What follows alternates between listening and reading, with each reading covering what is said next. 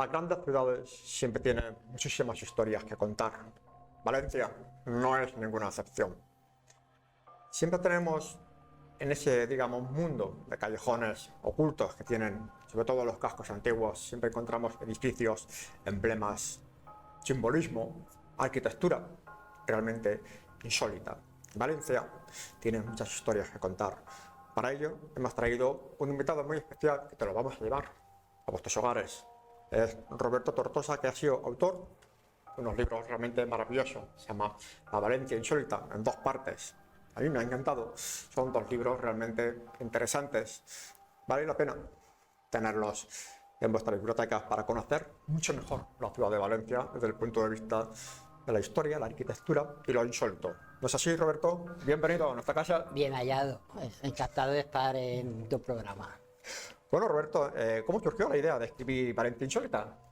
Bueno, pues yo desde pequeño ya me interesaban las cosas curiosas, ya me gustaba la arquitectura, pero ya me llamaba la atención las cosas curiosas. Ya pasaba por el centro, pasaba por la Jordana y decía, esta columna aquí, ¿esto qué hace? Esto no, ¿qué pinta aquí, no? Claro. Entonces, ya empecé a investigar con los medios que tenía de pequeño.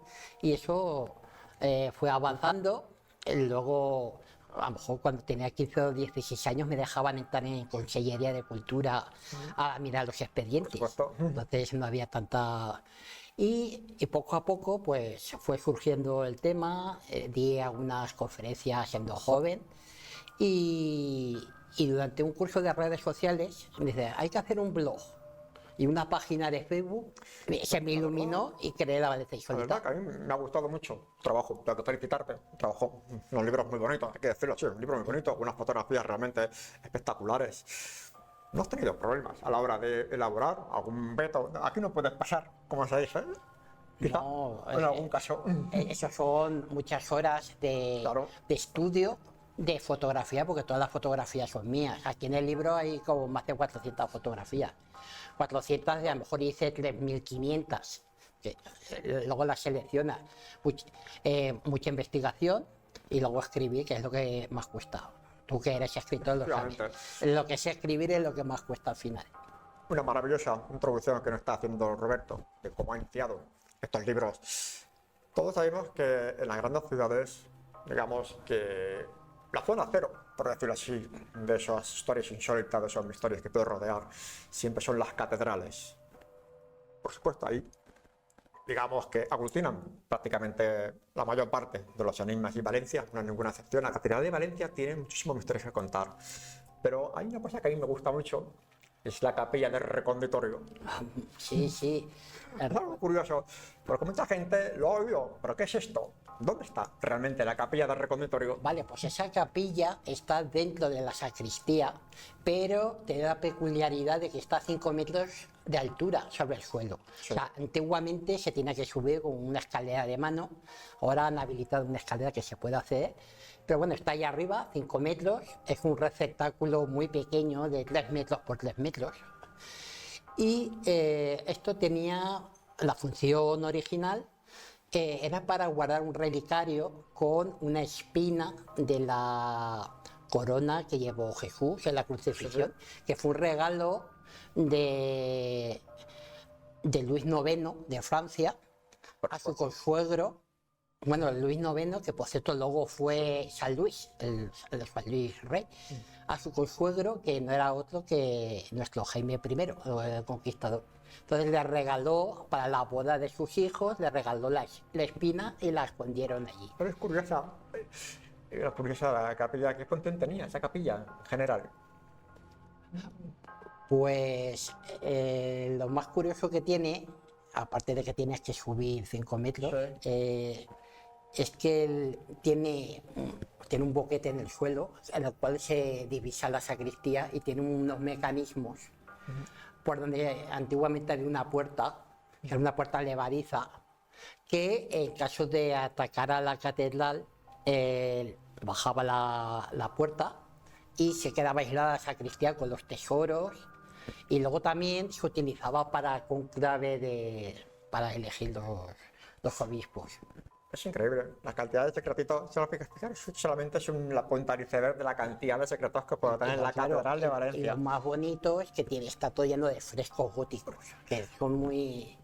Y bueno, ahora porque últimamente vemos que tiene una escalera para acceder, Sí, sí. pero cuidado, porque antiguamente esa escalera no estaba, No había que está. acceder con una cuerda. A veces Con una cuerda, con nos un... Sí. imaginamos que suben arriba, se quedan enterrados, le quitan la cuerda, a saber el tiempo que estuvieran dentro de esa capilla del reconvitorio. Curioso, pero lo que también nos llama mucho la atención de que hace unos años, ya hace bastante tiempo, se habían descubierto unos nuevos frescos en la Catedral de Valencia cuando estuvo en una restauración. Contra todo pronóstico, una sorpresa, hay unos frescos realmente impresionantes. ¿Cuál es la historia? ¿Conoces tú de esto? Pues sí, la historia es muy, muy bonita. De hecho, ahora acaba de salir una novela sobre la historia de los frescos que la ha escrito una amiga mía, la vamos a presentar la semana que viene y te doy el honor de hacer la portada. Pero bueno, pues la historia de Los Ángeles es que en 1462 se incendió el altar durante una festividad y hubo de volver a pintar la cúpula. Entonces se lo encomendaron a un pintor italiano, florentino, Delli, pero el hombre ya estaba muy mayor y murió a mitad de los trabajos. Y entonces contrataron a otros dos pintores que fueron los autores de Los Ángeles Músicos. Eran San Leocadio y Pagano. Y estos ángeles están considerados una de las maravillas de la pintura renacentista en España. Y una de las curiosidades que tienen, que son ángeles músicos, interpretan instrumentos renacentistas reales. De hecho, dentro de unos días se celebra el Candela Sibila, que es un drama litúrgico muy antiguo, y se interpreta con réplicas de los instrumentos que llevan los ángeles. Pues una vihuela, una viola, un salterio, todos estos instrumentos de aquella época. Siempre son muy curiosas las decoraciones, las representaciones artísticas en las catedrales. De la Catedral de Valencia, ¿con qué parte te quedarías? Si tuvieras que decidirte por una, Pues eso es muy difícil. hay tantos sitios. O sea, pues te voy a decir dos. En una que he estado y en una que me quedaría porque no he podido estar. He tenido la suerte de visitar la catedral, sus rincones, el reconditorio, he estado allí, pero lo que más me gusta son los tejados de la catedral. El poder andar por allí, tocar el cimborrio con la mano, eso no tiene precio. Y mi asignatura pendiente sería visitar las criptas. Pero eso supone... que nos quedan por descubrir todavía Sí. por la Catedral de Valencia. Claro, pero eso es complicado porque para acceder a las criptas hay que levantar una losa que pesa 200 kilos y hay que ir con una grúa. Entonces, tiene que ser un día concreto, o sea, no es una cosa que vayas y te lo abran para que lo veas. Y ese es como mi asignatura. Pero pues junto también a la catedral, mirando un poquito ya por fuera, todos los jueves, a las 12 en punto, se reúne uno de los tribunales más antiguos del mundo, posiblemente el más antiguo que se conoce. De Europa, por lo menos. Posiblemente es el famoso Tribunal de las Aguas. Pero ¿cuál es el origen de ese tribunal? ¿Cómo surge? Pues su origen es muy antiguo. Nos tenemos que remontar a la época andalusí, que sabes que el sistema de regadíos de la zona de Valencia o del Mediterráneo en general es de origen árabe. Y entonces el origen está en esa época, pero las normas y costumbres ya vienen de la época de Jaime I, que es el que marca, en esa época se marca más o menos las costumbres que llegan hasta nuestros días. Y para realizar ese tribunal, cuando se hace, digamos, el juicio de las aguas que hacen ahí desde hace más de 500 años, ya casi, ¿existe alguna normativa a la hora de realizar ese tribunal, ese juicio? Sí, tienen unas normas internas y entonces el juicio es oral e inapelable. Entonces lo que dice el tribunal, eso es lo que vale. O sea, no... sí que hay un escribano luego que toma acta, pero el juicio es oral. ¿Conoces alguna historia sorprendente del tribunal que haya pasado a lo largo de su historia? Un suceso curioso, por decirlo así, que te venga ahora mismo en memoria. Son tantos años que... Sí, pero no se me ocurre. Sí que te puedo decir que me venga a la mente que no sé si sabes que hay otro tribunal de las aguas muy similar en Murcia, Sí. que es el Consejo de Hombres Sabios de Murcia, que es patrimonio de la humanidad, igual que el de Valencia, pero es mucho más moderno, es del siglo XIX. Entonces es como un tribunal hermano al nuestro. Las cosas que hay en Valencia todavía es una ciudad por descubrir. Sobre todo, aquí en este programa, Roberto, nos gusta mucho el misterio. Nos gusta, aparte de la historia. Los seguidores que tenemos de aquí son gente que le gusta un poquito el morro, por respeto. ¿Qué tal si nos damos un paseíto por el cementerio de Valencia? Hay un cementerio que muy poquita gente aunque lo conocen, ¿sabes? Es el cementerio británico que hay en Valencia. Sí. Hay un pequeño rinconcito que no pertenece, en teoría, políticamente, vamos a decirlo así, políticamente no pertenece a Valencia, sino pertenece a Gran Bretaña, el cementerio británico. ¿Cuál es su historia? ¿Quién está ahí en ese cementerio? Vale, pues sí, tiene una historia muy lógica, si la conoces. El cementerio británico, el cementerio inglés, se inauguró en 1870. Entonces, ese cementerio se hizo porque en esa época es la época de expansión, en plena revolución industrial de Valencia, expansión urbanística. Es cuando se crean las grandes infraestructuras. El ferrocarril, el puerto, el gas, el alumbrado público, todas esas infraestructuras requerían de personal técnico cualificado que normalmente era inglés. Vinieron muchos ingleses, ingenieros, capataces ingleses a Valencia en esa época. Claro, la mayoría de ingleses no eran de religión católica, eran protestantes, entonces no podían ser enterrados en el cementerio general, que era de adscripción católica, y se creó ese cementerio para poder ser enterrados todos los súbditos ingleses que habían en Valencia. Lo que pasa es que con el paso de los años, todos los extranjeros que no eran católicos acababan enterrados allí. Se dice que hay como una veintena de nacionalidades. Curioso. Un rinconcito que tenemos aquí en Valencia, que es un rincón de los británicos. Valencia, casco antiguo, últimamente cada vez que hacen una especie de reforma surge un cementerio, surge una fosa, por decirlo así. Y hablando de cementerios también, no hace mucho, vamos a poner casi 2 siglos, un cementerio que había muy cerquita de la iglesia de San Martín, daba a la calle Cerrajeros. En la calle Cerrajeros tiene una historia realmente curiosa, que ha inspirado, bueno, no sabemos si es leyenda urbana, porque todavía no ha aparecido ningún archivo que nos confirme. Nos hemos quedado con el famoso barbero de la calle Cerrajeros. ¿Cuál es la historia de ese barbero? ¿Qué se cuenta o qué se sabe realmente? Sí, se sabe, hombre, lo que se sabe es muy escueto. Sí es verdad que está documentado, porque en un dietario del siglo XIX de un tal Carcí, Pau Carcí, el dietario de Pau Carcí o algo así. sí, Pablo Carcí, o Pau Carcí, Sí. sobre usos y costumbres de la ciudad de Valencia, narra la historia. No podemos saber si lo que narra es verdad o es mentira, pero sí que está documentado, sí que lo cuenta.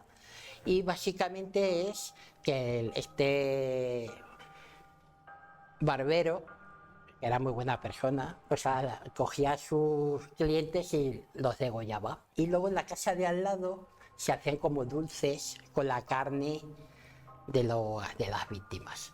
Entonces, claro, esta historia a muchos nos sonará porque es equivalente y coetánea, porque es de la misma época de Sweeney Todd, el famoso barbero de la calle Fleet, que inmortalizó Stephen Sondheim en el musical, y luego Tim Burton hizo una película con Johnny Depp de barbero. Entonces, las historias son similares.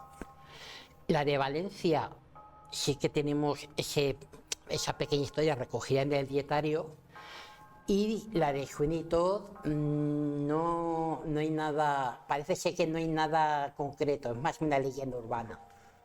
Curiosa, porque fíjate una cosa curiosa. Estamos hablando de un barbero y ese dietario está escrito por un barbero también, porque era peluquero. Y ahora te pregunto yo, ¿no habrá sido él? Pues igual, igual. Pues de hecho, no, visto las memorias que él hacía él día a día. Hombre, un buen psicópata siempre tiene Las curiosas, la historia. decir que los crímenes son suyos para poder trascender, ¿no? Ya me estás poniendo en duda si voy a ser barbero, porque nosotros con las barbas. No sé si estará igual ya jubilado, ¿eh? A estas alturas, desde el siglo XIX igual se ha jubilado Tenemos ya. dudas. Cuando veamos un barbero así, vamos a tener bastantes dudas. Y bueno, siguiendo un poquito esos paseos por esa Valencia insólita, tiene muchas cosas, tiene muchos detalles. Quizá el más popular es posiblemente el primer caso que se conoce en España, que es la primera investigación paranormal que se hizo aquí en España, fue aquí en Valencia, precisamente en el caso del duende de la Plaza del Esparto. ¿Cuál es la historia? Porque creo que comenzó en 1915, comenzó ese caso. ¿Cómo empezó todo eso? Pues, como bien has dicho, es el primer caso documentado, porque en esa casa, bueno, hay que situar la Plaza del Esparto, es esa plaza que está en la calle Caballero, detrás del Café San Jaume y del Café del Infanta, ese recolquito. Entonces, en el número 7, si no recuerdo mal, de la calle se empezaron a oír unos ruidos que no tenían, no tenía explicación. El populacho enseguida dijo, eso es el duende de la plaza del Esparto, de ahí, el duende de Esparto. No es que el duende fuera de Esparto, era de la plaza de Esparto. Entonces, a raíz de estos sonidos incesantes, los inquilinos de la casa se pusieron en contacto con las autoridades, se abrió una investigación judicial, intervino la policía, salió en prensa repetidas veces, por eso decimos que es el primer caso documentado, porque está plenamente... hubo mucho vaivén de gente que venía, se le puso un mote a la casa que era la casa de Tócame Roque, y la policía tuvo que intervenir varias veces para evitar que la gente armada follón allí, pero de repente, tal y como venían los ruidos, desaparecieron y ya jamás se volvieron. Curiosa historia. Bueno, realmente creo que la Plaza del Esparto, no hace mucho, apareció una especie de recorte de hemeroteca, un documento en el que se podía dar la clave a la Casa de los Ruidos, porque que hubo un poco de jaleo con una subasta. Sí, pues Entonces nos llega a pensar que esa persona que perdió la subasta intentó hacerse la venganza hacia la familia por lo menos. esa es la hipótesis. Claro, la pregunta que yo hago, vale, de acuerdo, pero ¿cómo hizo los ruidos que nadie pudo averiguar cómo se hizo? Pues ese es el misterio. Es el gran misterio. Claro, bueno, igual era el duende de verdad que estaba allí. Vale, de acuerdo, estamos de acuerdo con la documentación, pero ¿cómo hizo los ruidos? Esa es la gran Eso es pregunta. lo que no se sabe. Pero bueno, tampoco es una cosa tan complicada, porque hay veces que tú sabes que en las viviendas se transmite el sonido de las tuberías, las casas antiguas, de los tejados. A lo mejor un movimiento de la tubería que está allí, tú lo estás oyendo en tu habitación. A lo mejor si tú estás golpeando en la casa de al lado, estás, no sé. Claro, No veas que yo que las nadie. tuberías aquellas eran, me imagino que eran de plomo antiguo, Javier, Sí, entonces cualquier vibración llegaba a Claro, muchos sitios. no voy a ser yo quien dé la solución. Supuestamente, que haya Porque sido si no, merece que supuestamente. siga siendo un misterio. Si no, no tendría gracia. Pero son tantas cosas en Valencia, es inabarcable. Cuando empezamos a mirar algunos detallitos, comparamos también muchas curiosidades con otras ciudades. Por ejemplo, en Roma, es una gran ciudad, yo no la he visitado, tengo que decir la verdad, pero tengo muchas referencias de muchos amigos, muchos conocidos que han visitado Roma. Han subido una escalera santa, por decirlo así, una escalera que dicen que es supuestamente la que subió Jesucristo cuando iba al juicio de Pilatos. Según parece la historia, aquellas personas que subían esa escalera podían conseguir el perdón. Pero aquí en Valencia también tenemos una escalera muy similar y tienen la misma ventaja, la misma bula, por decirlo así, que la escalera de Roma. ¿Cuál es esa? Pues sí, es una escalera que es igual que, o sea, tiene todas las indulgencias y los perdones que luego son canjeables cuando entras en el cielo, que la de Roma, y está en el monasterio de la Trinidad. Es muy posterior porque si nos atenemos a la tradición, la de Roma la trajo Santa Elena, que era la madre de Constantino, la trajo directamente de Jerusalén. si nos atenemos a la tradición, que yo tengo mis dudas históricas. Pero bueno, la de Valencia es del siglo XVII y efectivamente tienes que hacer el mismo ritual, que es, tienes que subir 4 veces al año de rodillas, los 28 escalones, recitando una oración, y en cada escalón declamas una de las líneas. Entonces eso te da derecho a esa serie de indulgencias y perdones. Curioso aquí en Valencia las cosas que nos quedan por descubrir. ¿Y a dónde me llevarías? Por primera vez en Valencia, a un visitante que viene por primera vez, ¿dónde le llevarías? ¿No te llevaría en qué aspecto? O sea, para ver qué tipo de cosas, algo misterioso, algo... Depende. El sitio que quiera buscar a las personas, en primer lugar, yo le llevaría, por ejemplo, a la lonja de Valencia. Sí, claro, La lo lonja de lógico Valencia, sería que ir a la está llena lonja. de simbolismo, que tiene muchas figuras, son gárgolas también. Tienen unas historias curiosas esas gárgolas, ¿no? Uf, las gárgolas, si te pones a mirar las gárgolas con unos prismáticos siempre vistas, pues son auténticas aberraciones. Son cosas que no parecen de una mente humana. Se supone que las gárgolas estaban ahí para espantar el mal. Era como algo así, aparte de una gárgola, no deja de ser un desagüe. Realmente es una cañería de un desagüe de aguas pluviales, pero artística. Pero tenía esa función como de espantar el mal. Por eso las catedrales las catedrales góticas tienen esas gárgolas.